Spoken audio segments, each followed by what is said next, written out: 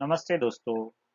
अगर आप बायोलॉजी के नए लेक्चर देखना चाहते हो तो बायो जर्नी विद प्रोफेसर सागर ये यूट्यूब चैनल को ज़रूर सब्सक्राइब कीजिए और बेल आइकन को भी क्लिक कीजिए ताकि मेरे लेटेस्ट वीडियो के नोटिफिकेशन सबसे पहले आप तक पहुंचेंगे। तो लास्ट लेक्चर में हम लोगों ने स्टार्ट किया था बायोटेक्नोलॉजी। ऑलरेडी मैंने 2 लेक्चर अपलोड मैंने यूट्यूब पे कर चुका हूँ।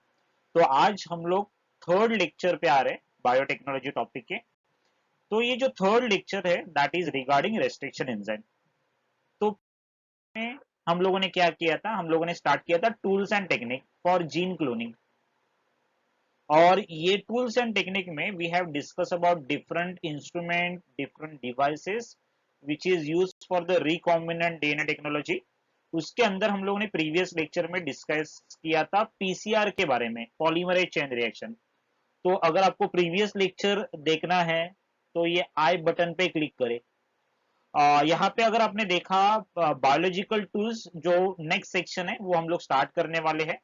तो बायोलॉजिकल टूल्स के अंदर today we are going to start with the enzyme part. तो आज हम लोग एंजाइम के बारे में डिस्कस करेंगे और जिसमें मोस्टली हम लोग रेस्ट्रिक्शन एंजाइम्स है और रिकॉग्निशन सीक्वेंस ये पार्ट पे फोकस करेंगे। ठीक है, तो बायोलॉजिकल टूल्स हम लोग आज स्टार्ट करने वाले हैं। तो पहले हम लोग डिस्कस करेंगे एंजाइम के बारे में। So there are different enzymes are there, okay, and these different enzymes are used in recombinant DNA technology. उसमें से सबसे ज्यादा यूज होने वाला जो एंजाइम है उसको बोलते हैं रेस्ट्रिक्शन एंजाइम। ओके, तो हम लोग स्टार्ट करेंगे रेस्ट्रिक्शन एंजाइम से। Basically nucleus, what are the nucleus? Nucleus मतलब जो न्यूक्लिक एसिड के ऊपर एक्ट करेगा। तो ये दो टाइप का न्यूक्लियस रहता है, one is DNase, another is RNase. DNase नाम से ही पता चलता है it is going to act on DNA, RNase is going to act on RNA. तो ये जो डीएनएज है आपको दिख रहा है, डीएनएज का भी दो टाइप है। क्या दो टाइप है? One is endonucleases, another is exonucleases. अभी हम लोग डायग्राम में देखेंगे। तो यहाँ पे देखो ये डीएनए टेम्पलेट है। तो जब भी ये एक्सोन्यूक्लियसेस डीएनए टेम्पलेट के ऊपर एक्ट करेगा, जो टर्मिनल पोर्शन है दिख रहा है एक्सट्रीम एंड, तो it is going to remove the nucleotide. मतलब ये न्यूक्लियोटाइड है वो रिमूव करेगा या फिर कट करेगा। किधर से कट करेगा? एक्साइजेस is cutting from the terminal end. तो ये जो टर्मिनल एंड है वहां से न्यूक्लियोटाइड को it is going to give the cut. Okay, तो उसको बोलेंगे एक्सोन्यूक्लियस। एंडोन्यूक्लियस क्या है? एंडोन्यूक्लियस मतलब विद इन। तो डीएनए टेम्पलेट के बीच में कहीं तो दिख रहा है exchange between the terminal and. यहाँ पे क्या है? एट द टर्मिनल एंड है। यहाँ पे सेंटर में किधर तो कट होगा और डीएनए टेम्पलेट को क्या करेगा? ब्रेक करेगा। तो ऑब्वियसली ये न्यूक्लियोटाइड को रिमूव करेगा या फिर डीएनए को ब्रेक करेगा, मतलब फॉस्फोडाइस्टर बॉन्ड ब्रेक कर रहा है। I hope you can remember, दो न्यूक्लियोटाइड के बीच में बॉन्ड रहता है दैट इज फॉस्फोडाइस्टर बॉन्ड। तो ये जो न्यूक्लियसेस है they are going to break the phosphodiester bond. Okay, तो डीएनए में भी क्या है? Endonucleases and exonucleases. तो हम लोग फोकस करने वाले हैं ओनली रेस्ट्रिक्शन एंजाइम्स।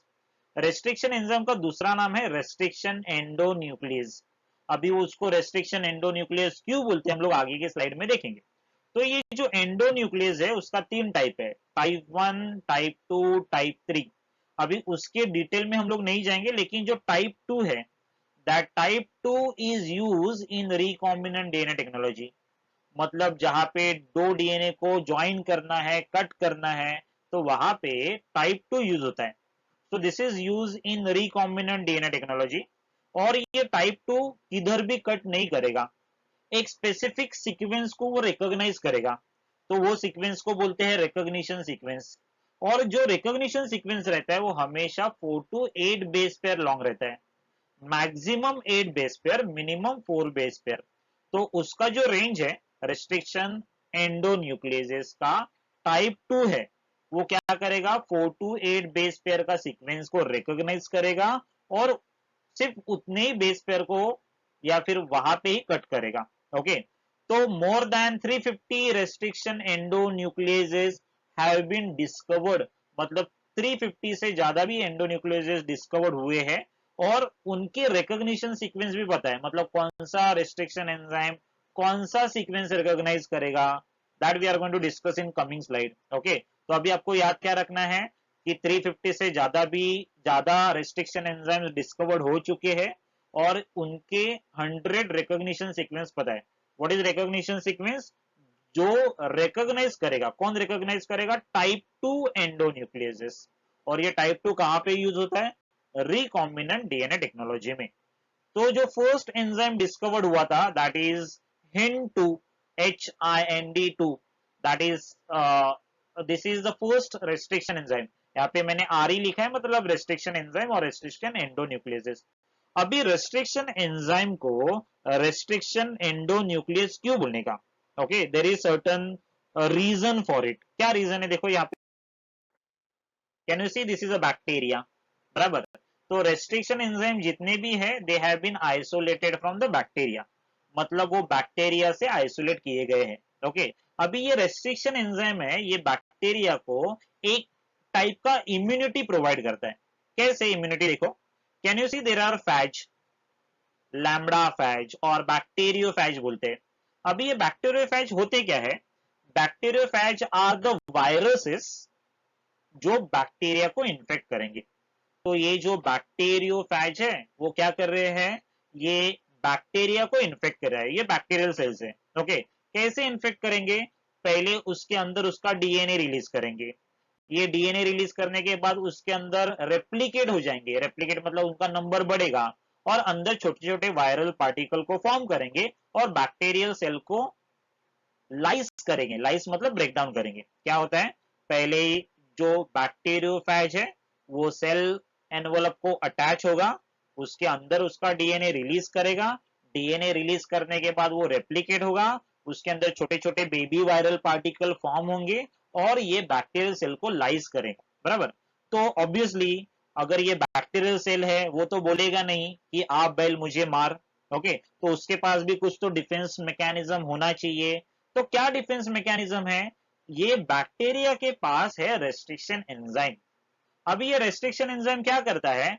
जैसे ये वायरल डीएनए अंदर आया, ओके, तो उसके अंदर जो रिकॉग्निशन साइट है उसको आइडेंटिफाई करेगा और वहां पे वो बैक्टीरियल वायरल डीएनए है उसको कट करेगा। हाँ, मैं फिर से रिपीट कर रहा हूं, ये जो रेस्ट्रिक्शन एंजाइम है that is secreted by bacteria, ये क्या करेगा? जैसा ही ये वायरल डीएनए अंदर आएगा उसके ऊपर का रिकॉग्निशन साइट है उसको रिकॉग्नाइज करेगा और उसको कट करेगा। तो वायरल डीएनए क्या होगा? ब्रेक होगा, तो अंदर वो रेप्लिकेट नहीं हो सकता। तो ऑटोमेटिकली बैक्टीरिया को क्या मिलेगा? इम्यूनिटी मिलेगा कि नहीं? तो अभी सेम सीक्वेंस यहाँ पे दिख रहा है, रिकॉग्निशन सीक्वेंस। ये सेम सीक्वेंस बैक्टीरिया के भी ऊपर हो सकता है, क्यों नहीं हो सकता? हो सकता है। लेकिन बैक्टीरिया भी स्मार्ट है, वो क्या करता है?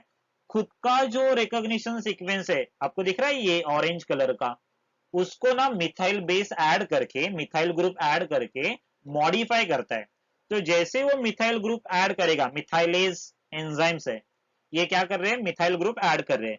तो जैसे वो मिथाइल ग्रुप ऐड करेगा तो ये रेस्ट्रिक्शन एंजाइम खुद के रिकॉग्निशन साइट को रिकॉग्नाइज नहीं करेगा, खुद के रेस्ट्रिक्शन साइट को आइडेंटिफाई नहीं करेगा, तो उसको खुद को भी क्या मिलेगा? प्रोटेक्शन मिलेगा। देखो बैक्टीरिया भी कितने स्मार्ट है, मतलब उनके क्रोमोसोम के ऊपर भी सेम रेस्ट्रिक्शन साइट हो सकता है, लेकिन वो क्या करते हैं?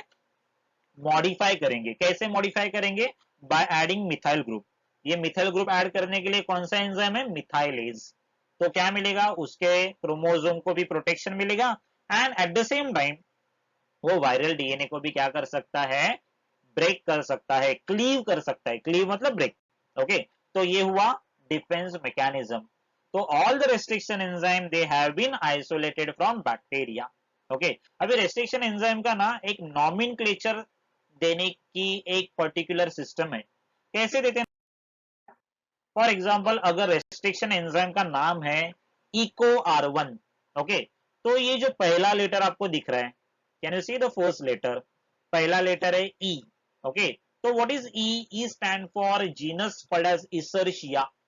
ओके, नेक्स्ट टू लेटर दिख रहा है आपको? ये next two letter, so these next two letter is a species called as coli, मतलब ये रेस्ट्रिक्शन एंजाइम है, किससे आइसोलेट किया है? इशरिशिया कोलाई से आइसोलेट किया है। ओके, उसके बाद में आपको दिख रहा है नेक्स्ट कैपिटल लेटर। ओके, उसको बोलते हैं स्ट्रेन। ये स्ट्रेन का नाम क्या है? RY13। स्ट्रेन मतलब टाइप है।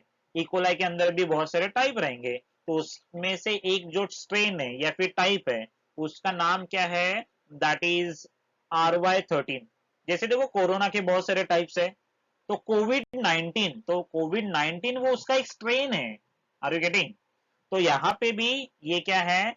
ये RY13 is a type of Escherichia coli और E. coli. Okay. What is one? यहाँ पे दिख रहा है रोमन न्यूमेरिकल्स, दिख रहा है ये रोमन न्यूमेरिकल्स। तो ये रोमन न्यूमेरिकल क्या दिखाता है? It is the order of discovery.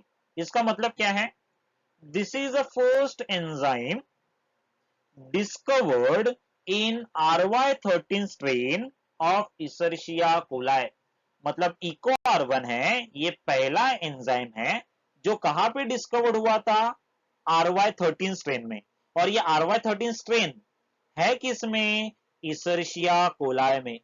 Okay, तो ये हुआ उसका नॉमेनक्लेचर का सिस्टम। हमेशा याद रखो, पहला लेटर रिप्रेजेंट करेगा genus, next two letter represent करेंगे स्पीशीज, उसके बाद का जो लेटर है वो रिप्रेजेंट करेगा स्ट्रेन, और बाद में आपको क्या मिलेगा? Order of discovery. ओके, तो यहाँ पे देखो, ये मैंने बोला था कि रेस्ट्रिक्शन एंजाइम किधर भी जाके कट नहीं करेगा, वो एक स्पेसिफिक सीक्वेंस को रिकॉग्नाइज करता है और वहां पे ब्रेक करता है। तो फॉर एग्जांपल ये इको R1 है, वो सीक्वेंस को रिकॉग्नाइज करता है। देखो सीक्वेंस क्या है? GAATTC। ऑन वन स्ट्रैंड, एक स्ट्रैंड के ऊपर GAATTC है, बराबर। तो कॉम्प्लीमेंट्री स्ट्रैंड देखो क्या है? CTTAG। मतलब अगर आपको ये जो सीक्वेंस दिख रहा है, ओके, ये सीक्वेंस को हम लोग बोलेंगे पैलिंड्रोमिक सीक्वेंस। पैलिंड्रोम मतलब क्या? फॉर एग्जांपल अगर मैंने ये नाम लिखा, क्या नाम है देखो? NITIN, बराबर। अभी ये नाम क्या है? आप कैसे भी रीड करो, ये डायरेक्शन में रीड करो या फिर ये डायरेक्शन में रीड करो, तो दोनों भी डायरेक्शन में वो नाम सेम ही रहेगा। मतलब देखो, आगे से अगर पीछे जा रहे या फिर पीछे से आगे आ रहे, वो नाम चेंज हो रहा है क्या? नहीं, तो उसको बोलते हैं palindrome.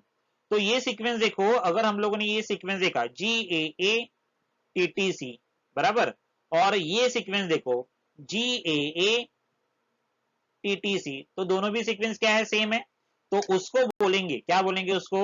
That sequence is called as palindromic sequence. Okay, ये सीक्वेंस को हम लोग क्या बोलेंगे? Palindromic sequence. तो हमेशा याद रखो, जितने भी रेस्ट्रिक्शन एंजाइम है, that is type 2 restriction enzyme, वो जितने भी रिकॉग्निशन साइट को आइडेंटिफाई करेंगे, ये जो रिकॉग्निशन साइट है वो क्या रहते हैं? पैलिंड्रोमिक। क्या बोलते हैं उसको? पैलिंड्रोमिक। पैलिंड्रोमिक मतलब क्या है? The sequence you can read the same sequence on either direction. दोनों भी डायरेक्शन से रीड करो, सेम सीक्वेंस ही दिखेगा। तो यहाँ पे देखो, ये यहाँ पे ब्रेक कर रहा है बिटवीन G एंड A, बराबर, और यहाँ पे देखो ये यहाँ पे ब्रेक कर रहा है। तो आपको देखो क्या सीक्वेंस मिलेगा? ये G सेपरेट हो जाएगा और नीचे के स्ट्रैंड में क्या रहेगा? CTTA। CTTAA। यहाँ पे देखो फिर से ऊपर के स्ट्रैंड के ऊपर क्या है? AATTC, और नीचे आएगा G। मतलब यहाँ पे देखो दो स्ट्रैंड है ना, वो हैंगिंग है, तो उसको बोलते हैं प्रोट्रूडिंग एंड, या फिर उसको क्या बोलते हैं? Sticky and. अगर आप फिर से उसको नजदीक लेके आएंगे तो ये फिर से क्या हो जाएगा? कंबाइन हो जाएगा। तो यहाँ पे G और A के बीच में जो फॉस्फोडाइस्टर बॉन्ड है वो क्या हो रहा है? ब्रेक हो रहा है। तो ये हुआ रिकॉग्निशन सीक्वेंस। तो ऐसे बहुत सारे एग्जांपल आपके टेक्स्ट बुक में है। ओके, तो आपको अभी नॉमेनक्लेचर समझ में आया, रिकॉग्निशन सीक्वेंस समझ में आया। ये सेम टेबल आपके टेक्स्ट बुक में से देखो, there are different restriction enzyme identify from the और that is isolated from different organism. ALU1, Arthrobacter luteus, one is order of discovery. Okay, then BAM H1, that is Bacillus amyloliquefaciens, that is the name of the bacteria. H is the strain, one is order of discovery. EcoR1, that also we have discussed.